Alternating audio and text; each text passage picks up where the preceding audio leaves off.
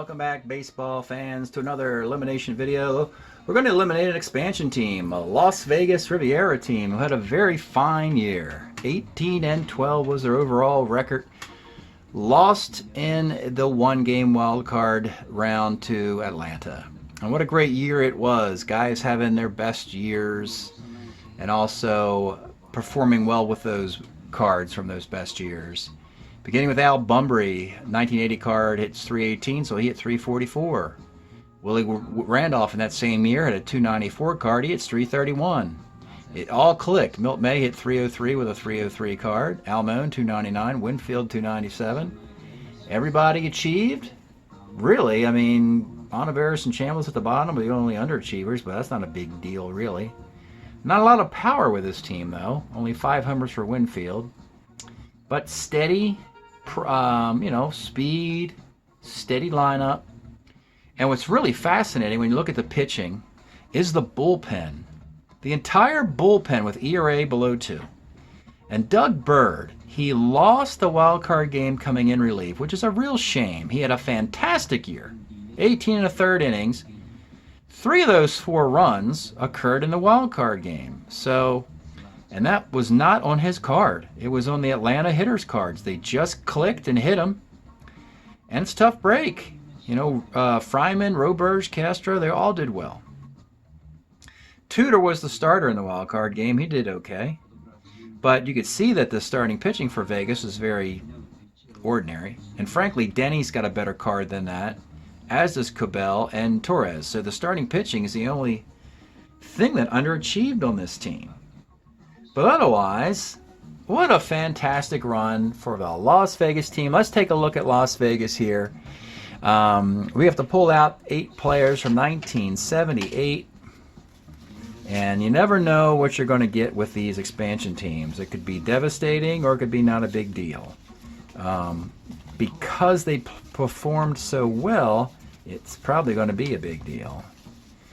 They have to basically thread the needle and draft almost perfectly. The right guy at the right position at the right round of the draft to edge out the traditional Major League teams who, their farm system is every team in Major League Baseball. So you're going to find guys all over the place here. Some guys will continue and some guys are near the end of the rope. And that is to be determined in the draft for next year. But let's see the 12 guys who are coming back. And are we going to go 1, 2, 3, 4, 5? Seeing this a lot, where it's 8 hitters and 4 pitchers, which means for some reason it seems to be in excess of 1978 pitching in this league, which is the year 1 in the sample. So let's see where we start. We got a catcher, first base, we got second, we got third and short, and we got a couple of outfitters. So you see. And for pitching, well, it's interesting. So they can give you a starting lineup, a catcher, make him more of a DH. DH and a catcher. Chambliss is missing here. Second, third, short, an extra shortstop or a utility player, and 2/3 of an outfield, Winfield and Bumbry. Then only 1 starting pitcher, Tudor, and 3 of those 4 good relievers that we just saw. Doesn't seem like it's going to be that hard to stay on top of things for Vegas. They should be steady. They seem to be talented and they're moving in the right direction. There's no reason to think that they're going to come crashing down to earth next year. But, Lady Luck will dictate that final answer. Let's see what Vegas does with those 8 guys from 1978.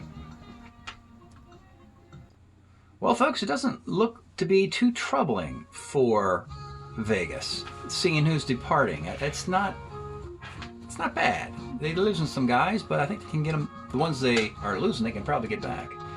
Beginning with Chris Chambliss. So Chambliss goes from the Yankees to the Braves in this era, and he's currently in Vegas. His 78 card, once he goes to Atlanta and that little ballpark, he actually continues to produce. Actually gets more homers in Atlanta than in New York. Back-to-back 20-homer years in 82 and 83. Just steady as steady can be. Chris Chambliss. And Atlanta has John Mayberry currently playing first, as you saw in the wild card game. So the Braves, I don't know, unless the Braves come calling, Atlanta, Las Vegas, they want Mr. Chambliss to come back. They want him to come back and try and repeat going to the playoffs. Next player is Ralph Garr. Now he is getting long in tooth, I believe. His best years are clearly behind him at this point. And he's, you know, he didn't have a long career. It's only White Sox in 78 at age 32. And then he's only got a couple years left. 79 card qualifies for waivers. It's a decent card. 698 OPS. And that'll be the final card. We'll just confirm that he has a 79 card for the White Sox or Angels. We'll go to Gary's roster page at superds.tripod.com/SOM rosters. We want to look and just confirm that Ralph Garr's card was printed for the White Sox as an outfielder or infielder, or Angels for either team. And we'll go down to extra players where he'll be. And oh my goodness, folks. Or he might be one of the nameless players. Let's keep going down. Ah, yes. Yes, a nameless card exists for Garr. You have to read carefully. I remember this card. So Garr, Dale Murray, George Scott, and then you have guys with 2 cards: Montanez, Mercer, and Sizemore. So the Garr card does exist. Do they need it? I think you put him on waivers. You can get a replacement level player for him. All right, next up is Wayne Nordhagen. Nice little player in a short sample. Always got John Walkenfuss and Wayne Nordhagen mixed up. I don't know why. There's Wayne. He had a couple nice years as a, well, he could catch, but he was known for his bat more than his catching ability. So 78 and 81 were 2 big years at the beginning and end of this, but in between he's good. Look at this guy. Look at the nice little life. I bet he's got a nice lifetime batting average. He does. 282 in 8 years in Major League Baseball. A late bloomer is all it is. Starting at 27, all the way to 34. At age 33 is when things kind of fall off a cliff for a hitter. And they did for Wayne, but still, lifetime 282 hitter. But it was all, he never had a full season. But a fun player nonetheless. So, yeah, this guy's a keeper, folks. Fun card. DH, catcher, first base, maybe some outfield in there. And a 300 hitting year in there. So, give me that guy. Give me Nordhagen. Now, if this was a traditional Major League team, it would be no big deal. But this is an expansion team, so I need these guys who perform well in a limited number of at-bats. Next guy is Joe Wallace. I think that he is about at the end of things. That's not working anymore. Look at that. It used to give you the... Anyway, Joe Wallace, 78. Yeah. It's 237 performance. He might have a card in 79 with Oakland to get waivers, though he probably should go into retirement. We'll see if he can qualify for waivers, though no one would claim him, I'm guessing. Oakland, 79, is an outfielder. Don't see him there, and don't see him there. So he has to be retired. That's the end of the Joe Wallace career. He got a playoff game and a playoff start against Atlanta. Now 4 pitchers, beginning with John Denny. John Denny has some nice years coming up, slightly out of the timeline, but soon, I would say. 1983, I believe, right? 83 and 84? Yeah. 83 and 84, nice years. A little out of the timeline. 82's coming up, and he doesn't participate. So you got kind of a rocky performance here in 79 and in 80. 81, though, that's the one you want to get. The one of the perfect, this is the perfect scenario of my maxim. The 4-year carryover league. Every baseball player is good at least once in 4 years. And John Denny is demonstrating it right here. So he keeps the career going with this performance once in 4 years. Then, once he establishes that card, then he gets ping-pong to this card, and then that card. So you see, he'll string together 78 all the way to 84 with excellent pitching cards. And we can forget about 79. We can forget about 80. We can forget about 82. And by forgetting, the dude was 16 and 17, 22 and 30.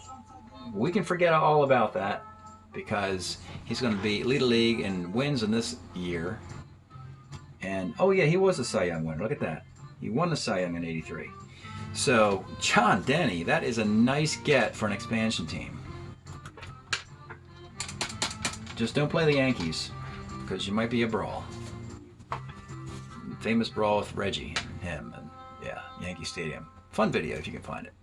All right, Mike Torres. Now talk about a guy who is perfect for an expansion team. Do you like to travel? Do you have a big suitcase? Mike Torres loved to travel. Look at all these uniforms. And yeah, like every team. St. Louis, Montreal, Baltimore, Oakland, New York, Boston, the Mets, and then Oakland. Wow. So Vegas says, hey, come here and you can settle in. You don't have to keep bouncing around all over baseball. The 78 season is over. He doesn't have that card anymore. Has a couple rough years, but he's got a decent year in 81. 1981 is often the fixer for a lot of cards. And why is the 81 the fixer year? That's the year of the strike.